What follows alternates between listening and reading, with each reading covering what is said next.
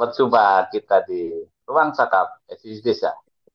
Kita makin cakap, desa makin mantap. Saya Imanuddin, host ruang cakap SDGs Desa, mengucapkan selamat berjumpa kembali di hari Rabu yang cukup dingin di Kota Purwokerto ini Pak Ivan. Hari ini akan kita bahas bersama-sama tentang peran bidan desa dalam pencegahan dan penanganan stunting di desa. Di ruang cakap isi desa episode 43 dengan narasumber beliau dari uh, Pak Ivan Novik Agusta, Kepala BPI Kemendes PDTT, dan narasumber tamu kita Bu Bidan Neneng Kusumawati, ahli media kebidanan. Salam sehat dan salam berkarya untuk seluruh kerabat SDGs Desa. Kami mengucapkan terima kasih kepada para kerabat SDGs Desa yang hadir di pagi hari ini, baik di Zoom atau YouTube pada channel BPI Kemendesa dan Desa Digital. Dengan materi hari ini sedikit saya hantarkan dulu, yaitu bisa kami sampaikan dengan apa namanya sesuai dengan upaya desa dalam mewujudkan capaian SDGs kelima, yaitu desa sehat dan sejahtera. Tujuan ini dimaksudkan adalah untuk mewujudkan kehidupan warga desa yang sehat demi terjaminnya kesejahteraan. Nah, tujuan ini menyaratkan tersedianya akses, gitu ya, akses yang memudahkan terhadap layanan kesehatan bagi warga desa. Nah, sehingga pada kesempatan hari ini akan didiskusikan bagaimana peran bidan desa terkait stunting di desa. Jadi kita lokusnya desa. Gitu. Tentu ini bagian ikhtiar bagaimana kita memulai dari layanan remaja, ibu hamil, anak baduta, balita, keluarga, dan upaya bagaimana pemerintah desa menyediakan akses sarana prasarana kesehatan bagi warganya. Apalagi kita sedang menjalankan sebuah proses input data template stunting. Di sini adalah akan dibidik kuesioner yang mana yang bisa mengungkit terhadap penilaian status perkembangan desa. Untuk lebih detailnya, materi hari ini seluruh kerabat di desa nanti akan mendapatkan penjelasan langsung oleh beliau, Gus Ivan dan Bidan Neneng Kusumawati. Untuk itu, saya ucapkan Assalamualaikum, Gus Ivan. Waalaikumsalam, Kang Iman. Terima kasih. Bu Neneng, Iya, terima kasih telah berkenan hadir di sini pagi-pagi. sambil tadi sedikit pasiennya nunggu dulu gitu katanya Pak. Oh iya, iya, iya. Mohon maaf itu untuk pasiennya. Terima kasih Bu Neneng. Saya ucapkan Assalamualaikum warahmatullahi wabarakatuh. Waalaikumsalam warahmatullahi wabarakatuh, Bapak. Terima kasih Gus Ivan dan Bu Neneng atas kehadirannya. Untuk selanjutnya saya persilakan sepenuhnya pada Gus Ivan dan silakan kita diskusikan bersama dengan Bu Neneng. Saya hanya satu, saya persilakan Pak Ivan ataupun Bu Neneng mengeksplor bagaimana sebetulnya peran bidan desa dan juga peran di mana Kementerian Desa dan peran desa di dalamnya. Katanya di sini ada sebuah penggunaan dana desa dan dana desa lain atau bagaimana pencegahan dan penanganan stunting di desa. Saya persilakan sepenuhnya. Mangga Pak Ivan. Terima kasih Kang Iman, Bu Neneng, kerabat desa sekalian. Jadi eh, ini satu hal yang menarik dan penting, terutama karena tenaga kesehatan, utamanya bidan itu sedang naik daun sebetulnya di level nasional. Ya. Jadi waktu tahun 2018 itu kami diminta untuk mencek desa-desa di Indonesia waktu itu bersama Pak Haryono Suyono. Ya.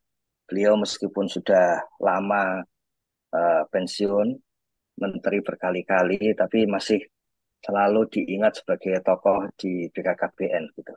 Dan kemudian ketika kami mencek dari data Kementerian Desa, kok sepertinya ada penurunan gitu. Jadi kami sudah siap-siap waktu itu. Kemudian BPS melakukan sensus yang potensi desa dan ternyata ada penurunan. Katanya menurut Pak Haryono Suyono waktu itu karena memang ada karena memang ada uh, kesulitan untuk mendapatkan akreditasi ya waktu itu ya, untuk mendapatkan sertifikasi itu makin sulit sehingga waktu itu arahan dari Menteri Desa Pak Eko Putro Sanjoyo waktu itu ke Pak Haryono untuk segera menghubungi Bu Menteri Kesehatan waktu itu. Tapi kemudian kalau kita melihat Kodes terakhir sudah mulai naik lagi.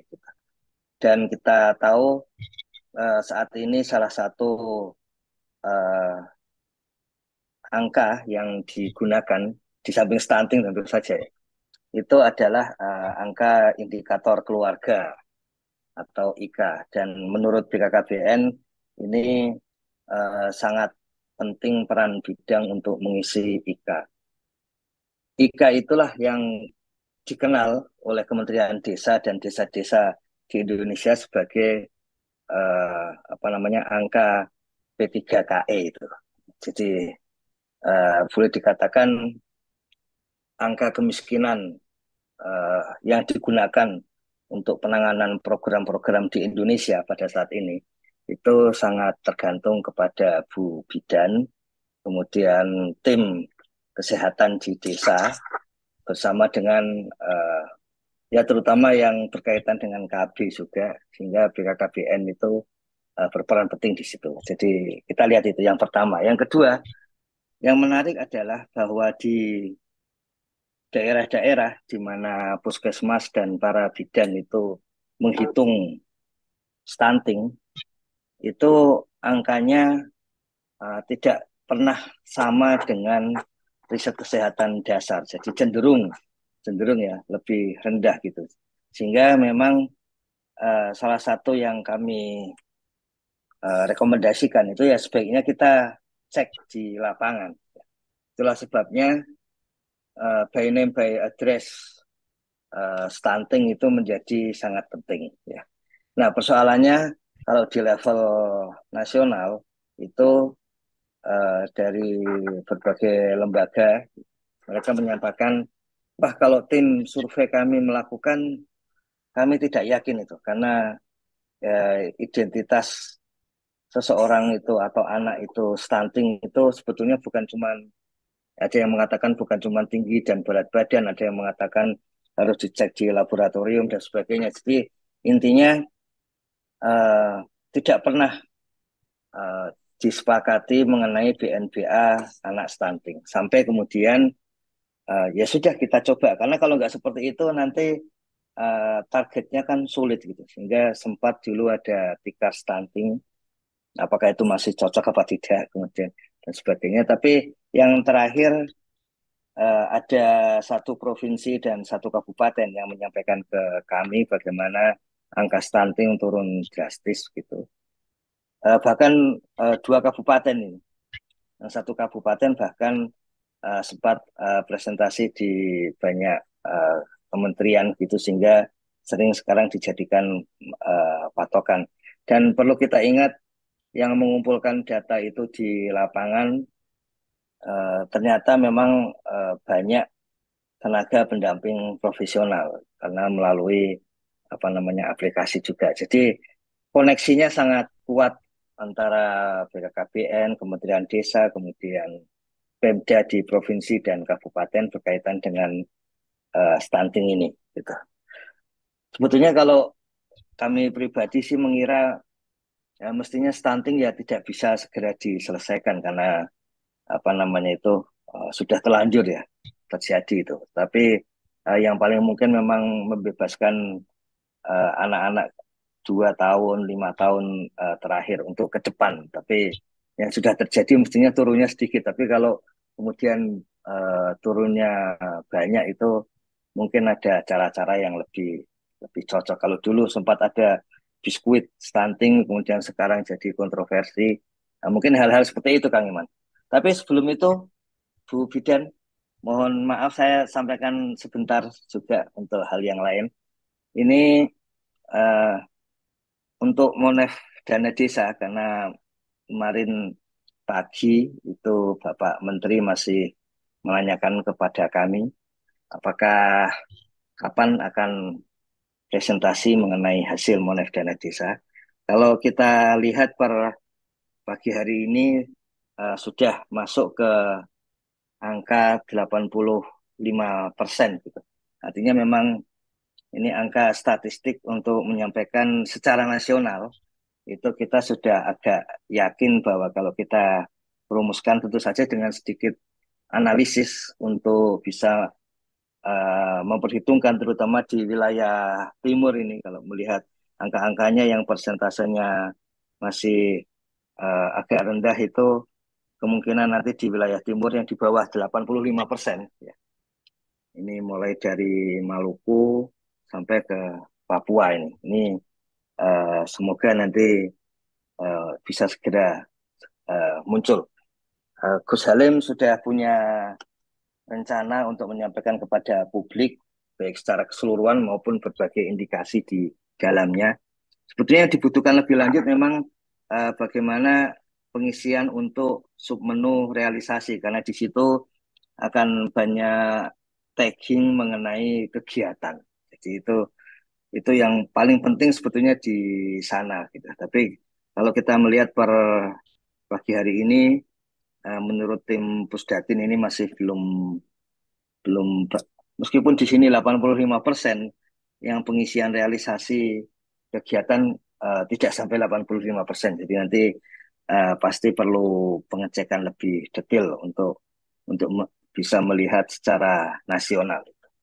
Kemudian yang kedua bahwa pagi hari ini itu uh, ada saya kira PLD ya di Jawa Tengah akan berkumpul di Kendal gitu ya.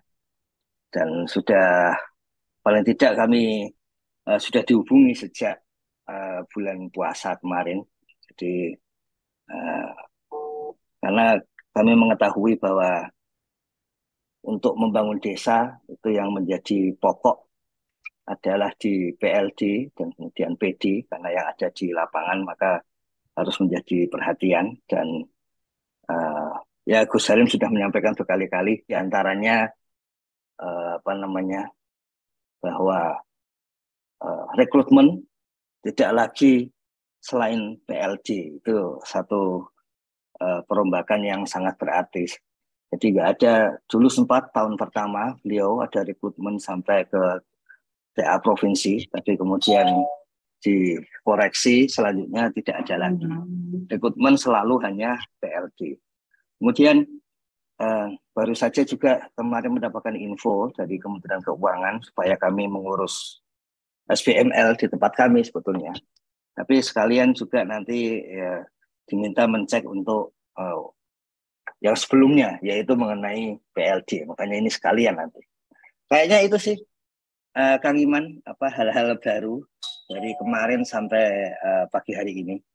Selanjutnya mungkin Bu Bidan mohon berkenan Bu, untuk menyampaikan pencerahan kepada kami semua. Terima kasih Kang Iman, Bu Bidan. Terima kasih. Persilahkan Bu Bidan. Terima kasih Gus Ivan atas informasi rilis terbarunya terkait dengan perkembangan tentang monetisasi. Saya persilahkan Bu Bidan untuk bisa menyampaikan.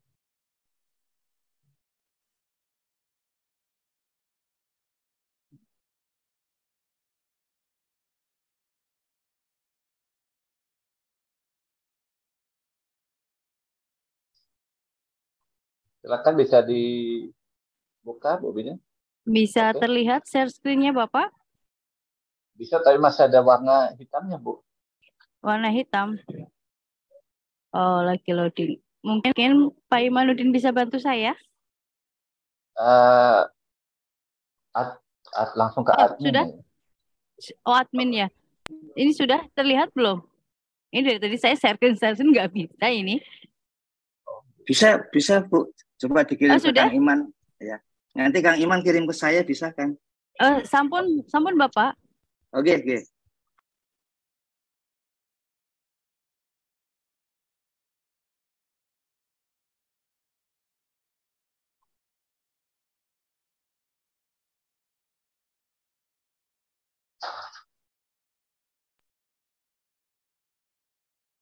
Oke. Udah jelas Bu Bidan, silakan.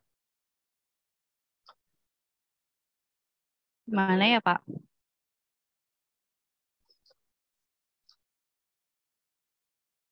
Belum belum terlihat ini share-nya.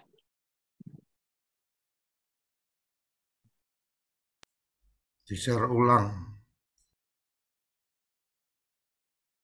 Di share screen ulang, Bu.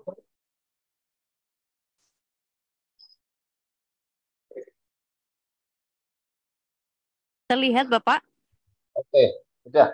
Silakan. Oke. Ya, sebelumnya terima kasih atas waktu dan tempatnya. Mohon maaf, mohon izin ya Bapak. Ini kebetulan saya baru pertama kali dan akan menjadi pengalaman dalam hidup saya. Mohon koreksi kalau saya ada salah nantinya Bapak ya. Sebelumnya ini ada PPT dari saya. Selamat datang ruang cakap SDG. Peran bidan desa dalam pencegahan dan penanganan desa stunting. Bersama saya Neneng Kusumawati, bidan desa Kebumen. Sebelumnya saya akan memperkenalkan diri. Nama saya Neneng, saya lahir di Purwokerto Bapak, tanggal 7 November 85, agama saya Islam. Alamat saya di Jalan Masjid nomor 618 Sokanegara, Purwokerto Timur. Status menikah dan memiliki 2 orang anak. Stunting adalah gagal tumbuh akibat kurangnya asupan gizi, di mana dalam jangka pendek dapat menyebabkan terganggunya perkembangan otak, metabolisme, dan pertumbuhan fisik pada anak.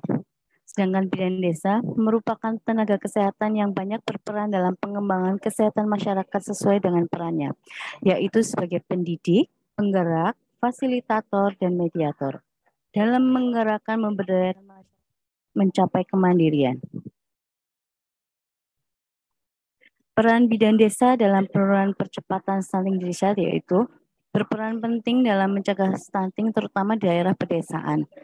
Mereka berperan dalam meningkatkan dan menyadarkan orang tua untuk memberikan informasi, edukasi para ibu hamil dan orang tua balita, memantau pertumbuhan bayi setiap bulannya di posyandu. Cara pencegahan layanan stunting yang pertama, layanan kesehatan ibu dan anak, integrasi konseling gizi, air bersih dan sanitasi, perlindungan sosial, layanan PAUD.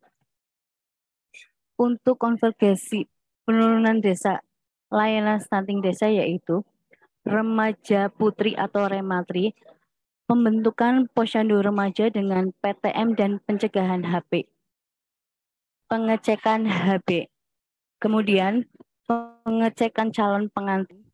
Setiap calon pengantin wajib memeriksakan kesehatan ke bidan desa atau puskesmas dan mendapatkan konseling pranikah.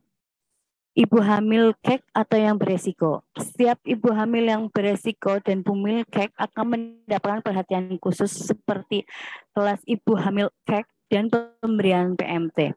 Bayi atau balita stunting diadakan kelas bayi balita stunting. Untuk jumlah keluarga rentan untuk jumlah keluarga rentan bisa dengan bina keluarga balita atau BKB. Sedangkan peran desa untuk konvergesi pencegahan stunting yaitu akses dan kualitas pelayanan, sumber dana, dan kemandirian desa. Sekian, terima kasih. Kebumen Baturen pasti bisa.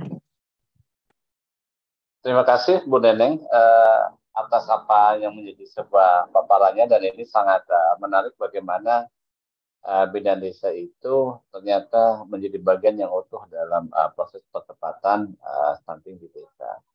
Mungkin bisa dapat sedikit digambarkan sudah sampai tahapan seperti apa yang dilakukan oleh Bu Neneng di desa, karena ini sudah kalau di tahun ini adalah sudah sampai ke bulan kelima ya gitu. Terima kasih, Mbak. Sebelumnya mohon izin itu tadi hanya sekedar paparan gambaran kecil saja. Akan saya ceritakan gambaran di desa Kebumen Baturaden ya Bapak, Ibu yang ada di layar Zoom ini. Kebetulan saya berada di desa Kebumen itu belum ada 1 tahun, tapi alhamdulillahnya akan sangat-sangat mengacu saya untuk membentuk desa mandiri. Kenapa desa mandiri? Saya harapannya desa sebelum saya tinggal itu kebetulan sudah terbentuk posyandu remaja. Apa sih pentingnya posyandu remaja di desa gitu ya? Sebenarnya program di puskesmas mengacu ke desa itu sangat-sangat banyak dan baik, Bapak. Tetapi terkadang pemanfaatannya yang kurang.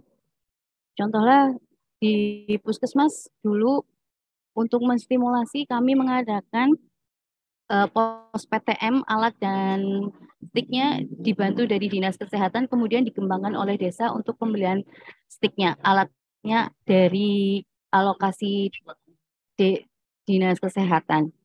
Kemudian kenapa remaja putri sekarang era baru, kemarin sudah ada penelitian menegaskan bahwa remaja putri itu harapannya nantinya setelah dewasa melahirkan anak bangsa yang berkualitas tanpa kekurangan. Harus dari remaja, ya, karena dari remaja itu sudah mulai nun sewu ya, sekarang kan umur menstruasi anak remaja dimulai dari SD ya, sedangkan pembentukan posyandu remaja itu usia 10 sampai 15 tahun. Harapannya di masa emas itu mereka tidak kekurangan zat besi yang terdapat dari tablet tambah darah. Jadi untuk program PTM pengecekan hemoglobin pas saat pelaksanaan itu nanti saya dan desa berfokus kepada remaja, karena kalau selama ini saya di desa biasanya tergabung PTM dengan lansia itu banyak yang tidak hadir. Jadi ini saya sudah rembuk Dhamma Desa akan membentuk posyandu remaja yang pertama dan pembagian tablet tambah darah bagi yang HB-nya rendah. Tidak menutup kemungkinan setiap wanita selama ini kan kita meminum tablet tambah darah hanya pada saat hamil dan setelah bersalin. Harapannya saat nanti bersalin tidak terjadi perdarahan. Ternyata terjadi perdarahan dan pembentukan sel-sel itu dapat dicegah secara dini dari awal mula wanita mendapatkan haid yang pertama dan kemudian mendapatkan asupan nutrisi dari zat besi sedini mungkin. Jadi ini akan menjadi pengalaman baru mungkin yang ada di sini. Mungkin ada yang sudah kebetulan di desa kami kalau ada program pemberian tablet tambah darah di remaja SMP. Karena rata-rata remaja SMP sudah mendapatkan head yang pertama. Itu untuk rematriknya. Dan untuk pencegahan yang ibu hamil, harapan saya di Desa Kebumen itu nantinya ada kelas ibu hamil khusus untuk kondisi kekurangan energi kronik atau disebut KEK. Selama ini di Dinas Kesehatan memang sudah ada pengadaan kelas ibu hamil tapi yang umum, bukan lebih spesifiknya. Jadi ini beda ya Pak Nun, saya mungkin dikiranya nanti akan, soalnya kemarin itu saya pernah dengar ada yang namanya double anggaran. Saya pastikan tidak akan ada double anggaran karena di Dinas Kesehatan hanya mengeluarkan untuk kelas ibu hamil itu seluruh, tidak spesifik. Dulu memang pernah ada pemberian bantuan PMT ibu hamil KEK, tapi karena keterbatasan dana akhirnya itu sudah tidak ada, harapannya di cover oleh desa kayak gitu untuk pemberian PMT KEK ibu hamil. Terus untuk masalah stunting anak, kami berinovasi. Kemarin sempat berjalan 2 bulan di bulan November Desember, kelas balita stunting itu khusus. Kalau kembali lagi di Dinas Kesehatan kami ada menggunakan anggaran BO, tetapi itu untuk kelas balita, bukan lebih spesifik untuk balita stunting. Di balita stunting itu harapannya terjadi pengecekan ulang. Takutnya memang setiap bulan kan kami mengadakan posyandu ya Bapak. Nanti Ibu Kader itu memberikan laporannya kepada kami dan kami olah data. terdapat balita stunting berapa, nanti kita jaring, terus diadakan kelas balita. Bisa terjadi pas lagi pemeriksaan di posyandu itu kurang tingginya karena rewel atau nangis jadi tidak akurat. Tapi kalau dengan jumlah kelas balita stunting yang jumlahnya lebih sedikit dilakukan pemeriksaan ulang, harapannya akan lebih akurat. Dengan menggunakan biasanya saya itu mendatangkan dari ahli gizi puskesmas, Pak. Untuk calon pengantin itu biasa kalau di puskesmas sudah ada penyuluhan konseling di KUA, tetapi terkendala dengan kan tidak setiap hari ada orang menikah, nggih, Pak. Jadi kayak kami kan keterbatasan waktu juga, jadi adanya waktu keluar dilalai kok pas lagi nggak ada yang menikah kayak gitu. Jadi kurang terfokus menurut saya. Jadi harapannya nanti remaja calon pengantin bisa bertemu. Kalau di sana ada Pak Kayim, ya lapor Pak Kayim dulu Bapak atau Ibu di situ. Dan diarahkan ke bidan desa supaya bidan desa tahu kondisi oh ya ibu ini nun sewu nggih, karena tidak menutup kemungkinan sekarang menikah sudah posisi dalam keadaan hamil besar dan sebulan lagi melahirkan. Jadi harapannya tidak kekurangan asupan nutrisi selama kehamilan yang nantinya dapat melahirkan bayi yang kurang gitu. Untuk bina keluarga rentan itu di desa sudah ada bina keluarga balita. Bina keluarga balita itu mengedukasi kesehatan balita itu sendiri dan lingkungan rumah. Kalau maaf, kalau saya lihat di desa saya contoh desa saya saja lah ya, kayaknya kalau untuk kategori miskin itu sudah tidak yang, kan kita ada standar kategori miskin ya Pak, yang memiliki lantai tanah, terus itu kayaknya sudah tidak ada. Sanitasi, air bersih, jambanisasi mungkin masih kurang. Mungkin itu yang akan lebih digodok lagi di bina keluarga balita, karena bagaimanapun itu akan menyokong terbesar untuk kalau air bersihnya kurang baik juga penyerapan ke tubuh kurang baik. Sanitasi udara kurang baik juga otomatis akan berdampak buruk ke badan juga kurang baik. Mungkin kurang lebih penjelasan saya begitu. Bapak mau ada masukan dari audien yang di sini akan sangat membuat saya senang menjadikan acuan saya untuk kedepannya. Terima kasih Bapak. Assalamualaikum. Terima kasih. Mungkin ada sesuatu atau hal yang bisa didiskusikan oleh Gus Ivan ke Bu Neneng sehingga nanti ada sebuah indikator ataupun guidance belanjanya seperti tadi disampaikan oleh Bu Neneng, kondisi yang di desa-desa. Terima kasih. Silakan Pak Ivan. Ya Kang Iman, mungkin sekalian dari rekan-rekan Kang Iman, ya waktu mengisi untuk IDM menjadi lebih enak, dan kemudian nanti pengisian untuk EHDW supaya lebih mudah juga, sehingga ketika digunakan datanya memang sudah sesuai dengan ilmu kebidanan, sebetulnya seperti itu Kang Iman. Silakan Kang Iman. Ini dari Pak Agus Solihin ini. Dengan pertanyaan yang nomor 4, pertanyaan yang lainnya Kang Iman. Terima kasih Gus Ivan, dan ini Bu Neneng ada titipan dari beliau Pak Agus dari TAPM di Lombok. Ini mohon untuk dijelaskan mungkin kaitannya dengan PTM itu ya, pemberian tambahan makanan gitu yang kira-kiranya itu sesuai dengan seperti apa sih? Karena kita kan nggak tahu gitu kondisi batuta ataupun balita stunting itu seperti apa gitu. Apakah itu nanti oleh Bu Neneng memberikan intervensi kepada pemerintah desa, oh ini seperti ini yang harus dikasihkan dia. Itu dulu Bu Neneng, silakan. Terima kasih atas pertanyaannya. Mungkin saya akan menjawab. Mohon maaf kalau saya ada salah. Jadi biasanya kalau sudah ada data balita stunting, kami akan berkonsultasi dengan ahli gizi di puskesmas.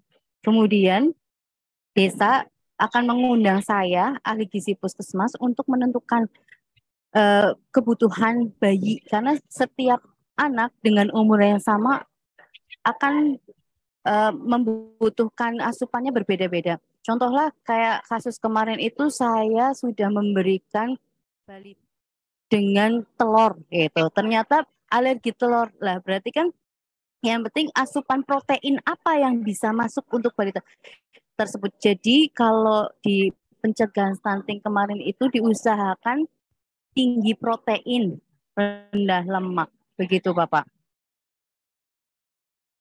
Begitu Pak Agus yang disampaikan oleh Bu Neneng, dan ini tadi disampaikan katanya adanya Satin ya Bu Neneng, calon pengantin gitu. Ini menariknya adalah mohon untuk dijelaskan kembali. Tadi sedikit saya baca bahwa remaja putri itu adalah yang akan menghasilkan generasi penerus kita, dan tentunya ini harus bagaimana diprotek, tetapi tetap dalam koridor bahwa itu dalam sebuah upaya untuk pencapaian generasi yang ada adalah bebas stunting. Mungkin ditanyakan adalah kenapa sih hanya remaja yang diperiksa, tidak termasuk remaja putra? Silakan Bu. Ya, terima kasih. Ini pertanyaan sangat baik karena tidak mungkin terjadi ada pembuahan mung wedok tok nggih Pak. Pastikan lagi perempuan bekerja sama dengan baik nggih.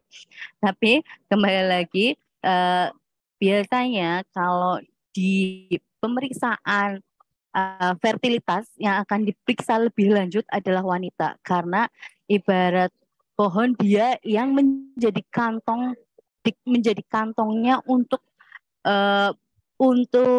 berkembangnya anak-anak kita nantinya. Jadi harapannya asupan nutrisi yang baik sedini mungkin untuk nanti generasi kedepannya akan jauh lebih baik. Kalau kenapa tidak remaja putra? Karena biasanya kalau remaja putra itu kalau di kami berkontribusinya sangat besar ya Pak, karena bagaimanapun tumbuh berkembang itu kedua belah pihak ya. Tetapi kembali lagi, karena dasar fungsi kita wanita adalah harapannya adalah melahirkan generasi anak bangsa yang sehat dan cerdas.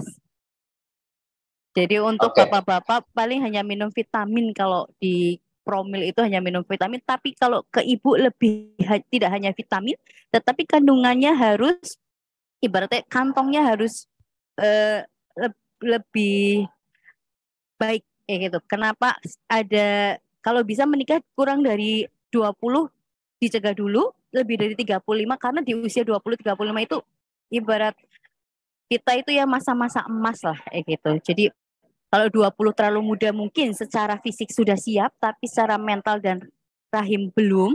Sedangkan di usia 35 tahun apapun keadaannya, 35 ya non sewu nggih, mungkin otot-otot rahim atau otot-otot panggul itu sudah tidak seperti usia 20 sampai dengan 35 tahun. Begitu Pak Iman.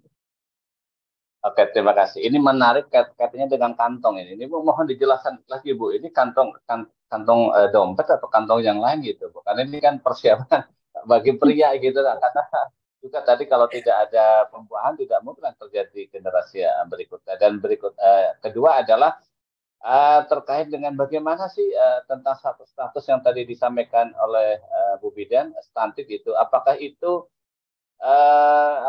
penentuannya? Karena ada beberapa kasus ini yang disampaikan di chatroom, kader itu bisa nggak menentukan itu gitu, atau itu merupakan harus nunggu dari bidan desa, atau memang itu adalah kolaborasi, kadernya itu punya data, Bu Bidan punya data, nanti diputuskan bersama, karena di Kemendes itu hadir kader pembangunan manusia yang intal-intal ngeribuki Bu Bidan gitu ya, karena itu data harus diolah dan dilaporkan kepada pemerintah, khususnya kan ada tagging Bu, ada tagging stunting di belanja desa, dan ini tentunya harus dipertanggungjawabkan oleh pemerintah desa, dan implementasinya seperti apa. Begitu Bu Bidan, mohon sedikit dijelaskan apa yang tadi disampaikan. Enggak? Iya, terima kasih. sebenarnya pemerintah itu sudah sangat-sangat bagus untuk mempersiapkan generasi sekarang ini. Ibu hamil, ibu hamil sekarang diberi buku yang selalu kami revisi setiap ada kekurangan ditambahkan, ada kelebihan kami kurangi karena yang penting buku itu mengena manfaatnya. Kebetulan ini saya lupa tidak membawa. Kalau Bapak Ibu yang ada di sini tahu, sekarang kan ada buku HIA, konseling ibu dan anak ya. Sebenarnya itu sudah lengkap, edisi yang terbaru malah sudah ada penjelasannya. Di pojok kanan atas ada warna kuning, hijau muda, hijau tua, itu pemanfaatan. Siapa yang bisa membaca, siapa yang bisa mengisi, dan uh, mana yang untuk semuanya. Kalau buku yang terbaru alhamdulillah sudah direvisi jauh lebih baik. Kemudian kalau selama ini di desa ya Pak, dan mungkin kalau yang masih punya balita atau punya cucu pernah mengantar, lah wis tekan nguma bukunya ya tegletak kayak gitu nggih. Nah, itu padahal di lembar belakangnya itu ada berat badan menurut umur. Jadi belum tentu berat badan dari grafik itu mungkin kuning, tapi untuk menurut umur tidak isi kurang. Di baliknya lagi ada lembar tinggi badan. Kami dengan balita yang banyak tidak mungkin akan memberikan titik satu. Kalau KMS wajib ya, karena itu untuk melihat grafik perkembangannya. Tapi untuk tinggi badan dan lingkar kepala kami tidak bisa. Tapi saya selaku bidan desa dan Bu Kader biasanya mengedukasi untuk ibu lebih aktif dan lebih sekarang kan zamannya era aktif dan smart ya Pak. Jadi jangan cuma datang lawis teka memenuhi kewajiban mendapat PMT tapi tidak tahu anak saya kurang gizi, tidak tahu anak saya tingginya kurang, itu tidak. Jadi Bu Kader juga bisa menentukan karena di lembar balik setelah grafik berat badan menurut umur itu ada tinggi badan menurut berat badan tinggi umur yang akan menentukan minus 0 sampai minus 2 itu normal, minus 2 sampai 2 itu pendek, di bawah minus 3 itu stunting gitu.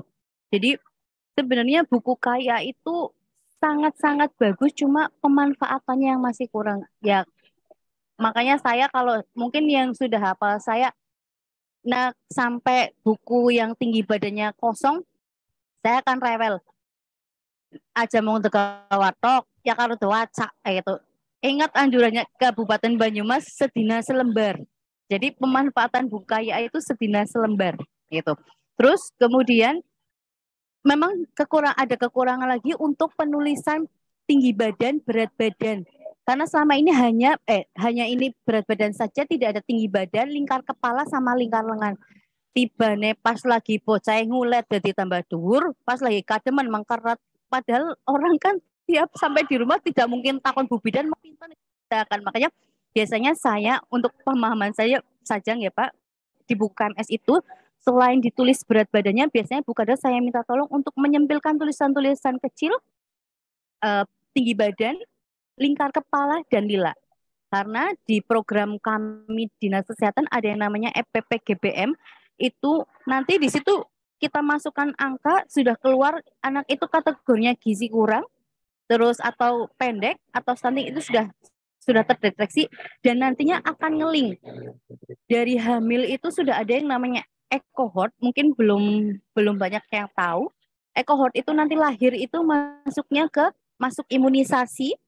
Di imunisasi itu bisa masuk ketimbangan EPP-GBM, dan nanti ini mau ada tablet tambah darah remaja putri. Begitu Bapak.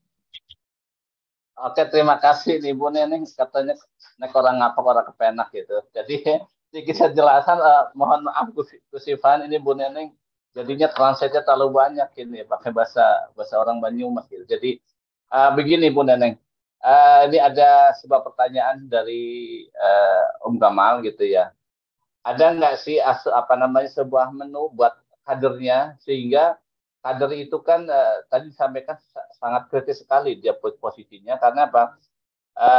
kader itu akan membantu terhadap tugas layanan di bidang kesehatan gitu ya. Tadi ada pencatatan tinggi badan, berat badan. Nah, tentunya kalau Bu Neneng itu melayani para bumil itu begitu banyak kan tidak mampu sendiri, dan makanya saya mohon nanti mungkin gitu ya ada tip-tip tersendiri bagaimana agar para kader itu dalam melaksanakan tupoksi perannya itu sesuai dengan kaedahnya itu. Yang berikutnya adalah ini pertanyaan dari Pak Nur, ini menarik sekali.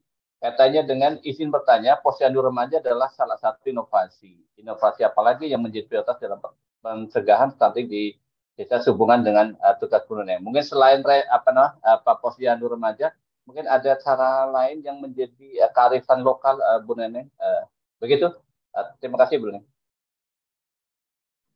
Ya, saya akan menjawab ya Pak. Tadi pertanyaan sebelumnya apa ya? Saya kurang menyimak yang sebelumnya inovasi.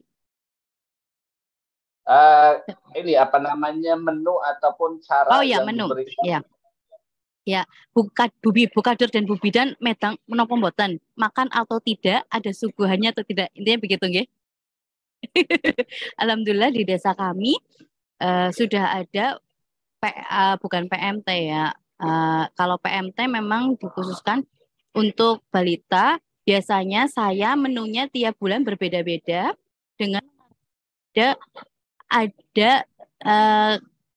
kebutuhan protein tinggi, lemak, dan pokoknya gizi seimbang, tapi kemasan packagingnya lebih kecil, lebih ringan karena kembali lagi dana desa tidak banyak ya. Uang saya kok jadi curhat ya Pak. Uang PMT itu tidak banyak Pak. Nanti di harga 2.000, padahal endok telur 5 sunduk harganya di luar sudah 3.000, di dana desa 2.000. Yang mau tombok siapa Pak?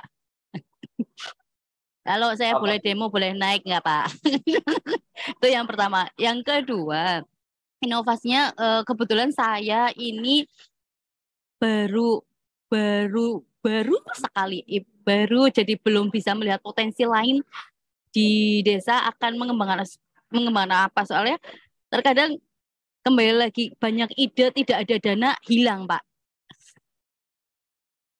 Oke, terima kasih Bu Neneng. Ini tentang besarnya PMT mungkin sedikit dari Kemendes mungkin ada penekanan gitu Pak. Karena kan kalau kembali pada sebuah situasional, ini kan kearifan desa sesuai dengan kondisinya. Tetapi pada saat tadi disampaikan oleh Bu Neneng, tentunya ini hal-hal yang mungkin sedikit ada hal-hal tertentu dari Kemendes. Saya persilakan Pak Ivan. Iya, pada dasarnya khusus untuk stunting itu kan memang bahkan dari Kementerian Keuangan, karena memang ada koneksi yang kuat antara kebutuhan untuk bebas dari stunting yang sudah mulai dirasakan sejak 2018 sebetulnya. Tidak saja di Indonesia, tapi dari pihak asing juga, donor juga menyampaikan, karena untuk seluruh dunia, dan kemudian sudah masuk dalam lingkungan waktu itu ya, diserahkan kepada Bapak Wakil Presiden. Makanya sampai sekarang untuk stunting itu koordinasi nasionalnya di Sekretariat Wakil Presiden. Tadi ada pertanyaan-pertanyaan EHDW dan sebagainya, yaitu semuanya dikelola di Sekretariat Wakil Presiden. Jadi memang semuanya dipusatkan di sana. Dan karena itu salah satu implementasinya sejak 2018 itu juga itu, dan kemudian di 2019 dan seterusnya sampai sekarang selalu ada dana desa yang diarahkan untuk penanganan stunting gitu. Nah, itu ketika sudah dilaporkan, bahkan yang terakhir dari Sekretariat Wakil Presiden sudah memberikan nomor akun yang berkaitan dengan stunting, yang kemudian ketika ditarik dari data 2022 berdasarkan nomor akun itu bahkan sampai 20 triliun dana desa yang digunakan untuk penanganan stunting. Tapi menurut saya tadi yang disampaikan rekan-rekan menarik itu, Kang Iman. Kemudian apa namanya, belanja apa dari dana desa itu yang bisa efektif untuk penanganan stunting sebetulnya. Karena apa namanya itu, ya 20 triliun bukan angka yang kecil untuk apa namanya, desa-desa di Indonesia gitu, sehingga memang eh, memerlukan, kalau sekarang sih, kalau sudah ada kepastian setelah kita belajar bertahun-tahun gitu dari tenaga kesehatan mengenai apa saja kegiatan yang efektif, ya sudah kita coba menggunakan dengan cara itu gitu, sehingga pada tahun ini penurunan stunting itu menjadi lebih efektif. Gimana kalau gitu, Kang Iman, Bu Bidan? Jadi kalau kita bisa mengetahui itu uh, yang efektif ternyata apa gitu. Misalnya sudah ada program di 2 tahun yang lalu, ternyata benar tahun ini stuntingnya benar-benar turun gitu. Ya sudah, kita coba pakai program itu gitu. Ini kalau di dalam kajian kebijakan kita menggunakan Karl Popper ini untuk apa namanya, mencari hal-hal yang memang sudah kita cobakan. Nanti kalau ternyata masih gagal, ya kita coba lagi yang lain yang lebih efektif. Kayaknya begitu, Kang Iman. Supaya Terima kasih. 20T-nya ini betul-betul efektif ini. Karena kalau ada bidan yang memang spesifik ke stunting, kan ini pelajaran yang menarik gitu. Gitu, Kang. Terima kasih, Gus Ivan. Dan ini Bu Neneng mungkin sedikit kami dikasih gambaran gitu. Misalnya ada sebuah kasus yang balita atau balita stunting gitu, dengan kondisi yang nanti dipaparkan oleh Bu Neneng, oh ternyata itu ini yang efektif dilakukan, baik itu sensitif ataupun spesifik terhadap kasus tersebut. Mungkin seperti itu ya, Gus Ivan. Saya persilakan Neneng untuk bisa memberikan penjelasannya. Ya, terima kasih. Biasanya untuk spesifikasinya kami akan memeriksa ulang untuk tinggi badan, berat badannya. Kembali lagi, terkadang akurasi dari alat itu pun sangat berpengaruh, ya. Kemudian yang kedua, kami akan lebih edukasi ke konseling gizinya. Mungkin ada anak-anak tertentu yang tidak terbiasa makan sehingga dia penyerapan asupan nutrisinya kurang. Terus yang ketiga, biasanya kami pemberian PMT paling mudah itu memang tinggi protein, hanya telur, murah harga, mudah dijangkau. Sebenarnya kayak vitamin dan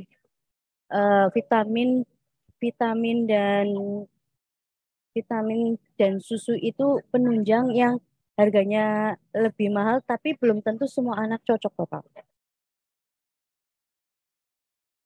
Oke, terima kasih Bu Neneng. Itu adalah apa namanya, bisa menjadi sebuah gambaran bagi rekan-rekan di ruang Cakap di desa, dan tentunya itu sudah sedikit ada gambaran Gus Ivan. Dan ini yang perlu mungkin begini ya Gus, kita sebagai pendamping itu tentunya adalah memediasi atau memfasilitasi para stakeholder kaitannya dengan penanganan stunting, karena dari beberapa chatroom yang kami lihat itu memang ada beberapa hal yang menarik, terutama adalah belum sinkronisasinya gitu dari beberapa data. Terus tadi ada BBM, terus tadi apa SID gitu. Nah ini sebetulnya yang pengacuannya sih kemana gitu, dan ini kan mesti mungkin Bu Bidan dan nanti Pak Ivan bisa memberikan solusi yang efektif supaya nanti yang 20T itu bisa terimplementasi dan bisa tertuntaskan dengan sebuah outcome dan impact-nya gitu. Terima kasih. Mungkin dari atau Pak Ivan saya bersiap. Ya, Kang, kalau tadi menurut Bu Bidan kan tetap begitu ada data, kemudian ditanyakan ke puskesmas ya, apakah ini stunting apa tidak. Kalau memang prosesnya efektif di lapangan begitu, kalau menurut kami sih ya sudah kita jalankan begitu, sehingga nanti sekaligus mengoreksi apakah data di EPBGGM itu, kemudian EHDW, kemudian data IDM itu sudah sesuai itu gitu.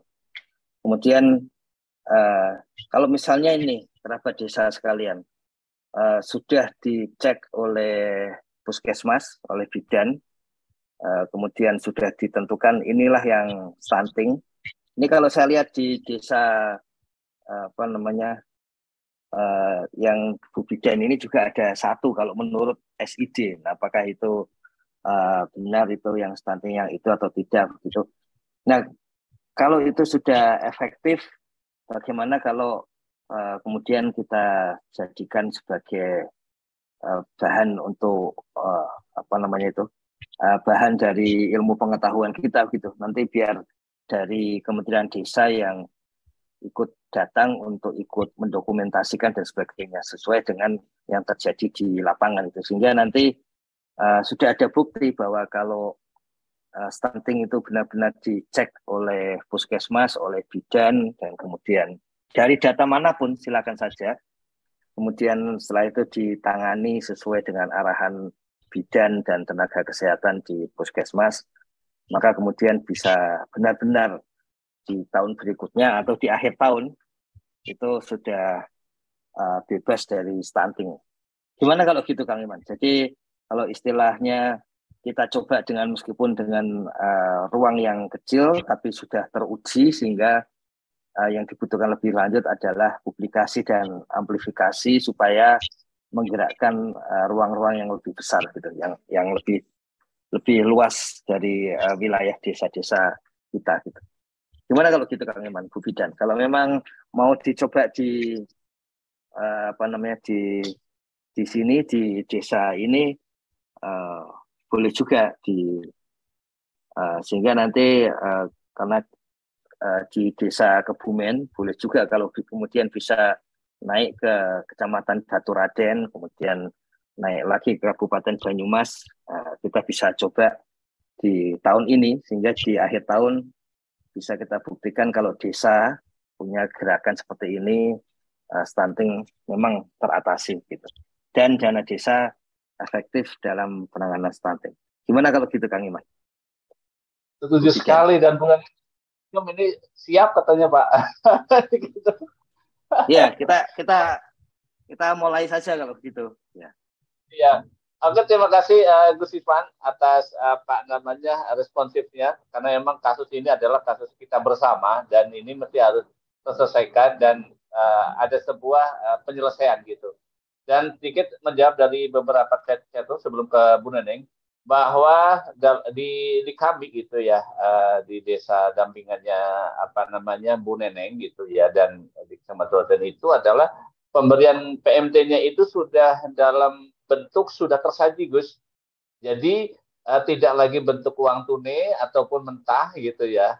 Itu udah uang tunai itu dikirimkan seperti kemarin saya juga mendampingi, ada juga di Desa Kutasari itu diantar 1 minggu itu 2 kali udah dalam bentuk matang dan tersaji. Itu pun sesuai dengan kasus Badut ataupun Balita Santitnya, dan kemarin kami didampingi oleh TAPM, terus PLD, terus KPN, terus PPK BD-nya, dan ada bidan desa, dan itu kami datanya tersinkronisasi dengan seluruh dinas yang menangani, dan itu anggarannya adalah kami berikhtiar 3 bulan ya.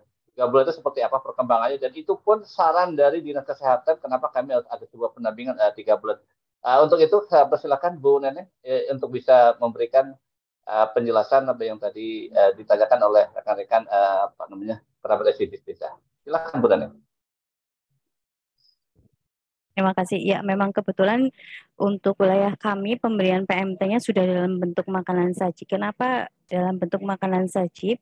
Harapan kami untuk cara pengolahan tepat. Dalam artian, mungkin saya yakin seluruh wanita Indonesia, bapak-bapak juga bisa memasak, tetapi terkadang cara pemasakannya yang kurang tepat, sehingga asupan gizi dan nutrisinya hilang saat pemasakan. Begitu, Bapak. Begitu, Gus Ivan, yang menjadi konsentrasi dari apa namanya bidan desa dalam mengedukasi dan bekerja sama sinergitas di wilayah, dan tentunya apa yang tadi menjadi sebuah ide dari Gus Ivan, kami di Kabupaten Banyumas siap untuk menindaklanjuti dan ditunggu kabar baiknya. Begitu Gus? Ya, nanti ini dari Gus Gamal juga menyampaikan bahkan ada sweeping dicek tiap 3 bulan. Loh, kalau sudah sangat bagus seperti itu, mestinya soal misteri. Kalau buat kami belum pernah tegas ya. Sebetulnya anak stunting yang mana itu misteri diagnosa stunting itu yang perlu kita pastikan sehingga kegiatan-kegiatan yang sudah dijalankan rekan-rekan ini ya punya hasil yang lebih tampak nyata itu, Kang. Karena ini kan kalau dari chatroom kan uang yang disampaikan juga ternyata besar juga untuk stunting dari tiap desa gitu. Kemudian tindakan yang dilakukan juga ternyata sangat banyak gitu. Kemudian persoalan terakhirnya tadi kemudian dari Gus Firnalis Dato ini, kemudian data mana yang akan kita pakai gitu kan. Jadi di level nasional pun juga pihak untuk pendata itu menyampaikan, wah jangan pendata kami. Sehingga memang harus tim Kementerian Kesehatan sampai ke bawah ya, termasuk di dalamnya Ibu Bidan. Kalau di atas dianggap kesehatan kan, sebetulnya itu BKKBN dan sebagainya, tapi masuknya seperti itu. Jadi kalau kita bisa pastikan di lapangan, Kang Iman, kalau menurut kami sih pertama itu, Kang Iman, kita pastikan yang benar-benar stunting itu siapa di lapangan gitu, dan rekan-rekan sudah punya berbagai data, tapi kemudian dipastikan siapa, dan kemudian langkah berikutnya apa yang efektif untuk dijalankan. Seperti biasa perlu ada monitoring yang tadi disampaikan Gus Gamal 3 bulanan dicek, ada sweeping sampai ke rumah-rumah gitu. Itu kan tindakan-tindakan inovatif berikutnya yang memang baru bisa jalan ketika yang pertama kedua tadi sudah bisa untuk dilakukan itu. Saya kira itu harus segera, Kang Iman. Nanti kami selepas dari Kendal hari ini nanti kami langsung koordinasi di internal kami gitu. Mumpung lagi punya banyak pasukan, nanti biar saya sampaikan, kemudian bisa segera mendapatkan informasi segera untuk dijalankan gitu. Kayaknya begitu, Kang Iman. Bu Neneng, terima kasih. Terima kasih juga rekan-rekan yang sangat aktif di chatroom pada pagi hari ini. Ini memberikan informasi kepada kami bahwa kita sudah berbuat banyak, sehingga langkah berikutnya adalah menguatkan efektivitasnya. Gitu Kang. Terima kasih Gus Ivan, Bu Neneng. Tidak terasa kita sudah pada sesi detik terakhir.